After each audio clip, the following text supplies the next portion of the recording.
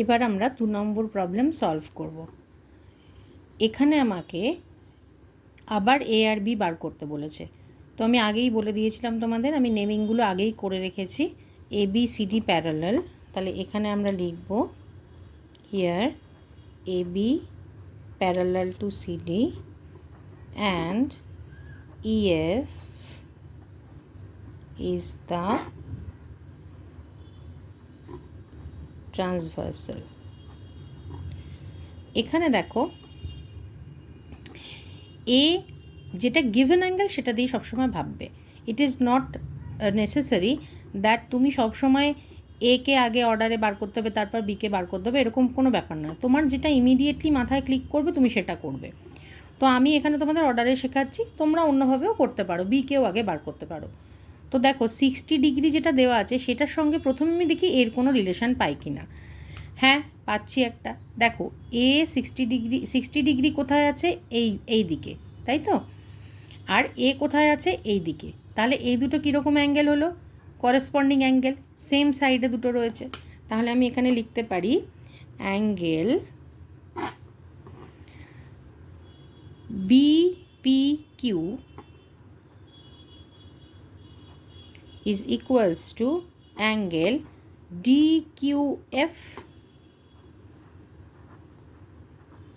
কারণ কি? Since corresponding angles। তাহলে এখান থেকে আমরা এই দুটো ইকুয়াল বলতে পারলাম। এবার BPQ মানে আমার কাছে কি? BPQ মানে হচ্ছে এ, আর DQF সেটা আমাকে বলে দিয়েছে 60 ডিগ্রি। তাহলে এ ইকুয়ালস টু 60 ডিগ্রি আমার বেরিয়ে গেল। ওকে, এবার এসো বিতে। দেখো তো বি এর সাথে 60 ডিগ্রি আবার একটা লাইন তৈরি করেছে। তাহলে বিকে আমি বলতে পারি বি আর 60 degree, they are linear pair. তাহলে আমি এখানে লিখব অ্যাঙ্গেল CQF।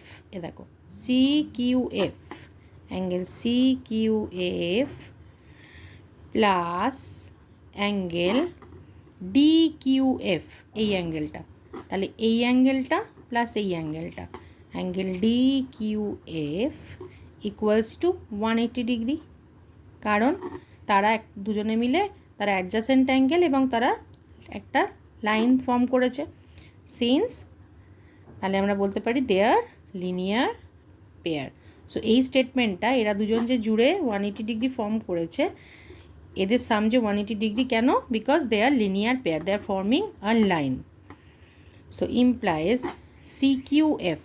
CQF মানে হচ্ছে B plus 60 degree is equals to 180 degree, implies B equals to, দেখো 60 এদিকে প্লাস আছে, ওখানে আগে 180 আছে, আমরা লিখে নেবো, লিখে যে পরে আসছে সে অ্যাডজাস্ট করবে। সো 60 পরে বসবে, তো মাইনাস 60 ডিগ্রি। প্রথমে যে আছে সে কিন্তু কোনো জায়গা চেঞ্জ করবে না। ফার্স্ট কাম ফার্স্ট সার্ভ আমরাও জানি, আমরা যদি ফার্স্ট বেঞ্চ অকুপাই করে থাকি, আমরা কি টিচার না বললে কি বন্ধুদের আমরা জায়গা ছেড়ে দিই? সেম থিং এখানেও হবে। 180 অলরেডি তোমার রাইট হ্যান্ড সাইডে বসে আছে, সুতরাং ও কিন্তু মুভ করবে না। যে এখান থেকে আসছে, অন্য জায়গা থেকে যে আসছে তাকে অ্যাডজাস্ট করতে হবে, তাই জন্য তার সাইনটা চেঞ্জ হয়ে গেল। তো ইমপ্লাইজ বি ইকুয়ালস টু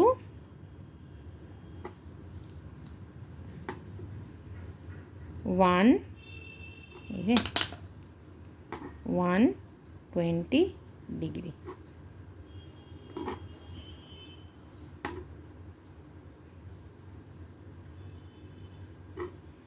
তাহলে আমরা পেলাম এ ইকুয়ালস টু 60 ডিগ্রি আর বি ইকুয়ালস টু 120 ডিগ্রি।